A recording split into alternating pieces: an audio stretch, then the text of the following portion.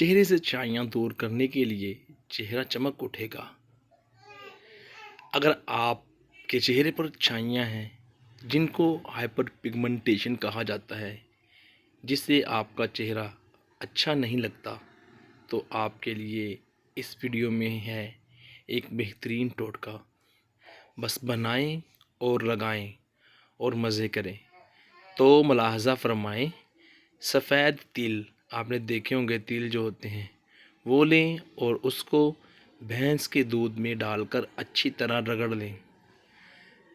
रात को सोते वक्त चेहरे पर मल लें। सुबह उठकर इसे साबुन से साफ़ कर लें, यानी कि साबुन से मुंह धो लें।